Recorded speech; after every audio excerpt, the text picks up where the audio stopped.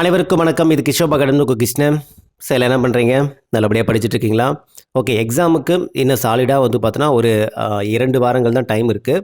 So இந்த 2 வாரத்தில் உங்களுக்கு ஹால் டிக்கெட் வந்து பார்த்தோன்னா இன்னும் ஒரு 4 to 5 டேஸ்க்குள்ளே ஹால் டிக்கெட் ரிலீஸ் பண்ணிடுவாங்க. ஸோ இந்த செப்டம்பர் மாதம் ஸ்டார்ட் ஆனதுக்கப்புறம் நீங்கள் கொஞ்சம் மைண்ட் ரிலாக்ஸாக கொண்டு போகணும். அதை மட்டும் மைண்டில் வச்சுங்க. கடைசி வந்து ஒரு 10 நாள் 12 நாள் வந்து பார்த்தோன்னா, ஏன்னா கடைசி ஒரு நாள் படிக்க வேணாம். ஓகேங்களா? கடைசி நாள் வந்து நீங்க படிக்காதீங்க. அதாவது சாட்டர்டே எக்ஸாம்லாம் ஃப்ரைடே வந்து ஃபுல் ஃப்ரீ விட்டுருங்க. ஓகேங்களா?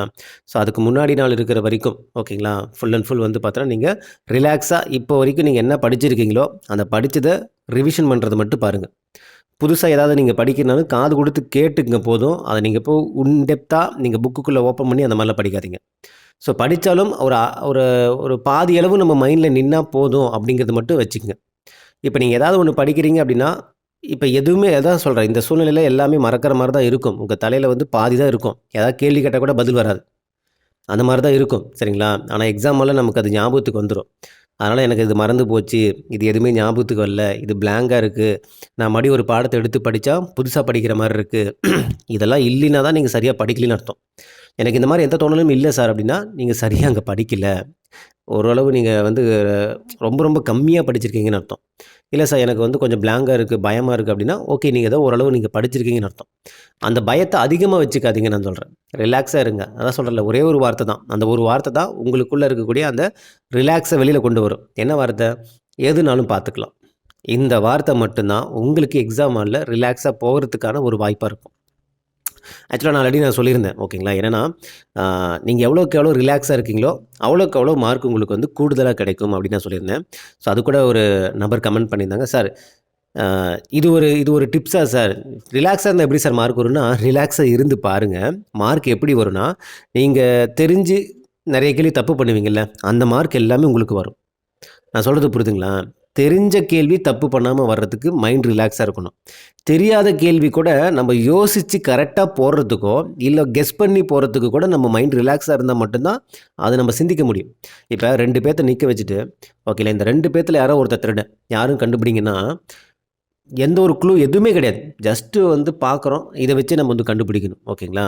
அவங்ககிட்ட எந்த ஒரு கேள்வியும் கேட்கக்கூடாது. எதுவும் பண்ணக்கூடாது. கண்டுபிடிக்கணும்னா நம்ம என்ன பண்ணணும்? மைண்ட் ரிலாக்ஸா இருந்தா மட்டும் தான் நம்ம ஆழமா கொஞ்சம் யோசிப்போம். ஓகேங்களா? அதாவது என்ன ஏதுன்னு டீட்டெயிலே தெரியலனா கூட நாம யோசிப்போம். ஓகேங்களா? ஒரு சில கணிப்புகள். ஓகேங்களா? அந்த கணிப்பு கரெக்ட்டா இருக்கணும்னா மைண்ட் ரிலாக்ஸா இருக்கணும். நீங்க ஒரு பதட்டத்துல இருக்கீங்க. நீங்க ஒரு பயத்துல இருக்கீங்க. ஆக்சுவலா என்ன கேள்வின்னே உங்களுக்கு புரியல அப்டின்னா, அங்க ஆன்ஸர் நீங்க வந்து பிக் பண்றதோ, இல்ல சூஸ் பண்றதோ வந்து பார்த்தோன்னா, ஒரு ஸ்டேபிளான ஒரு மைண்ட் இல்லாம ஏதோ ஒண்ணு ஏபிசிடின்னு சூஸ் பண்ணிட்டு வந்துர்றீங்க. ஓகேங்களா? அதனால தான் சொல்றேன். ரிலாக்ஸா இருக்கிறதுக்கான பெனிஃபிட் என்னன்னா, தெரிஞ்ச கேள்வி தப்பு இல்லாம போறதுக்கும், தெரியாத கேள்விய கரெக்ட்டா கெஸ் பண்ணி போறதுக்கும் ஒரு நல்ல சான்ஸா இருக்கும். அதனால தான் சொல்றேன் கடைசி 2 வாரங்கள் ஒரே ஒரு விஷயம் தான். எதுனாலும் பார்த்துக்கலாங்கிற ஒரு மைண்ட் செட்டோட போங்க. படிச்சத ரீகால் பண்ணுங்க. நான் இப்பவும் சொல்றேன், எது படிச்சாலும் புதுசா படிக்கிற மாரி தான் இருக்கும். எது படிச்சாலும் மனசுல நிக்காத மாரி தான் இருக்கும். எது படிச்சாலும் மறந்து போன மாரி தான் இருக்கும். இந்த 3மே இருக்கும். ஜஸ்ட் ரிவிஷன் பண்றீங்களா? எடுத்துட்டு ஜஸ்ட் என்ன ஏதுன்ட்டு பார்த்துட்டு மட்டும் போங்க. அது மைண்ட்ல நிக்குது மாட்டேங்குதே, நிக்க மாட்டேங்குதேன்னு யோசிக்காதீங்க. அது அப்படிதான் இருக்கும். Just okay. இப்ப அரசியலமைப்பா என்னன்னு பாருங்க.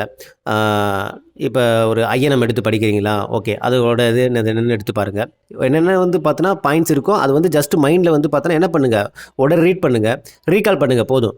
அது கரெக்ட்டா நம்ம ஞாபகத்துக்கு இருக்கா, இல்லையாங்கிறது அளவுக்கு நீங்க ரொம்ப டெப்த்தா போகாதீங்க. எக்ஸாம் ஹால்ல ஞாபகத்துக்கு வந்துரும்.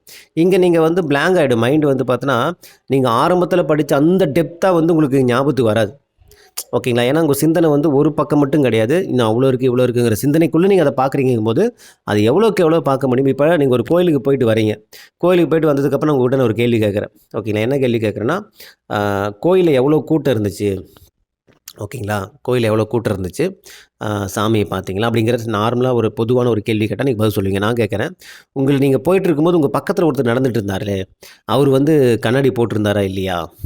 இல்ல அவரு வந்து பார்த்தீன்னா, இல்ல பக்கத்துல இந்த பக்கம் ஒரு அம்மா போயிட்டுருந்தாங்களே, அவங்க வந்து பார்த்தீன்னா, ஏர்பின் என்ன கலர் வந்து குத்திருந்தாங்க? இல்ல அவங்க சாரி வந்து என்ன கலர் கட்டியிருந்தாங்க? இல்ல அவங்க செருப்பு என்ன கலரு? அப்படின்னு கேட்டனா, அந்த அளவுக்கு நீங்க நோட் பண்ணியிருக்க மாட்டீங்க. நான் சொல்றது புரியுதுங்களா? அது மாரி தான். இந்த இடத்துல எல்லாமே உங்களுக்கு பிளாங்கா இருக்கும். இதே வந்து இந்த மாரி தான் கேள்வி கேட்க போறாங்க அப்படின்னுங்கும்போது, நம்ம என்ன பண்ணுவோம், சுத்தி முத்தி எல்லாத்தையும் நம்ம வந்து நோட்ட விடுவோம். ஓகேங்களா? அப்ப நம்மளோட நோக்கம் வந்து என்னது போய் சாமி கும்பிட்டு வரதான். அது மாரி தான் இந்த இடத்துல நீங்க எந்த பாடம் படிச்சாலும் ஓகேங்களா, எதுவுமே ஞாபகத்துல இல்லாத மாரி தான் இருக்கும். இது எதுக்கு இந்த எக்ஸாம்பிள் சொன்னா, எந்த பாடம் படிச்சாலும் உங்களுக்கு ஞாபகம் இல்லாத மாரி தான் இருக்கும். நீங்க ரொம்ப ஆழ்ந்து சிந்திச்சு ஏன்னா நீங்க இப்ப சாமி பார்க்குறது மட்டும் தான் உங்க குறிக்கோளா இருக்கும். அதாவது முக்கியமான பாயிண்ட் என்னவோ அத மட்டும் தான் படிக்கிற மாரி இருக்கும். இந்த லாஸ்ட் மினிட்ல. இல்ல எல்லாத்தையும் நான் நோட்ட விடுவேன்னா, எல்லாத்தையும் நோட்ட விடுறதுக்குள்ள நீங்க பயம் இருக்கும். அந்த சிந்தனை உங்க மைண்ட் வந்து ஸ்டேபிளா இருக்காது. பயத்திலேயே எல்லாத்தையும் பார்ப்பீங்க. எதுவுமே உங்க மைண்ட்ல நிக்காத மாரி தான் இருக்கும். ஓகேங்களா? ஆல்ரெடி படிச்ச பாயிண்ட்ட ஓகேங்களா, நல்லா ரீகால் பண்ணுங்க. ஓகேங்களா? முக்கியமான பாயிண்ட்ட நல்லா ரீகால் பண்ணுங்க. அது மைண்ட்ல நிக்குதா, நிக்கலையாங்கிறது ரொம்ப சோதிச்சுலாம் பார்க்காதீங்க. அதேமாரி ஏதாவது டெஸ்ட் நீங்க போட்டு பார்க்குறீங்கன்னா, மார்க் கம்மியா வந்தா ஃபீல் பண்ணாதீங்க. லாஸ்ட் மினிட்ல அப்படிதான் இருக்கும். இதுதான் இங்க எடுக்கிற மார்க் வச்சு தான் அங்க வந்து நமக்கு கிடைக்கும் அப்படிங்கிற மாரி நீங்க தீர்மானிக்க வேண்டாம். நீங்க என்ன பண்றீங்களோ, அதோட இது வந்து அங்க ரிஃப்ளெக்ட் ஆகும்னு நினைக்க வேணாம். இப்ப நம்ம பண்ணது டெஸ்ட் பிராக்டிஸ் ஓகேங்களா? நம்ம என்னென்ன கேள்வி தப்பு பண்ணியிருக்கோமோ, அத எடுத்து செக் பண்ணிக்கங்க. இப்ப 190 வந்தாலும் சந்தோஷமும் படாதீங்க. 160 வந்தாலும் கவலையும் படாதீங்க. டெஸ்ட்டு போட்டு பார்க்குறோம். அங்க போகும்போது ஓஎம்ஆர் சீட் நமக்கு புதுசா இருக்கக்கூடாது. ஆல்ரெடி நம்ம வந்து அந்த ஓஎம்ஆர் சீட்ல நம்ம ட்ரா பண்ணும்போது பதட்டம் இல்லாம ரிலாக்ஸா பண்ணணும். டைம் மேனேஜ்மெண்ட் பண்ண தெரியணும். டைம் மேனேஜ்மெண்ட்ல நான் எக்ஸாம் கிட்ட வரப்போ ஒரு வீடியோ பதிவு நான் போடுவேன். நாளைக்கு எக்ஸாம்னா நான் மொத நாள் ஒரு வீடியோ பதிவு போடுவேன். தயவு செஞ்சு அந்த வீடியோ பதிவு பார்த்துட்டு போங்க. நீங்க எவ்வளோ படிச்சிருந்தாலும் சரி 50, 60% எவ்வளவு படிச்சிருந்தாலும், அந்த படிச்சதுக்கான ஒரு ரிசல்ட் வரணும் அப்படின்னா, ஓகேங்களா? ஏன்னா இது 150க்கு மேல கட் ஆஃப் எடுத்தா அழகா நமக்கு பிரிலிமினரில பாஸ் பண்ணிடலாம். உங்களுடைய பெஸ்ட் நீங்க குடுக்க போறீங்க. இது கிடைக்குது, கிடைக்கலங்கிறது அடுத்த பட்சம். என்னுடைய பெஸ்ட் நான் படிச்சத வச்சு நான் குடுக்க போறேன். படிக்காததிலிருந்து வரக்கூடிய கேள்விகள நான் வந்து என்னுடைய ஸ்மார்ட் ஒர்க் பயன்படுத்தி நான் வந்து என்ன பண்ண போறேன், ஆன்ஸர் வந்து கெஸ் பண்ண போறேன். அவ்வளதான். இதுதான் உங்களுடைய ஒரு தாரக மந்திரமா இருக்கணும். அடுத்து வரக்கூடிய 2 வாரங்கள். இத வச்சு நான் எக்ஸாம் எழுதிட்டு வரேன். என்ன ரிசல்ட் வந்தாலும் பார்த்துக்கலாம். அடுத்தது வரக்கூடிய எக்ஸாமுக்கு ஃபோக்கஸ் பண்ணிட்டு போயிட்டே இருக்க வேண்டியதான். வேற ஒண்ணும் கிடையாது. இத போட்டு ரொம்ப ஆழமா சிந்திச்சுட்டு இருக்கக்கூடாது. வந்து பார்த்தா தெரியுது மார்க் எவ்வளோ வருதுன்னு தெரிய போகுது. ஆன்ஸர் கீ பார்த்தா. இந்த மார்க்கு கட் ஆஃப் வருமா? சரி ஓகே. அடுத்து நம்ம மெயின்ஸ் படிக்கலாம். இல்லையா அடுத்த எக்ஸாமுக்கு என்ன? அப்படின்ட்டு ஃபோக்கஸ்டா போயிடணும். போன தடவ நம்ம என்ன தப்பு பண்ணோமோ, அடுத்த தடவ அத பண்ணக்கூடாதுங்கிற அந்த ஒரு கான்ஃபிடென்ட்டோட நம்ம என்ன பண்ணணும், அடுத்து மூவ் பண்ணிட்டு போயிடணும். சொல்றது புரியுதுங்களா?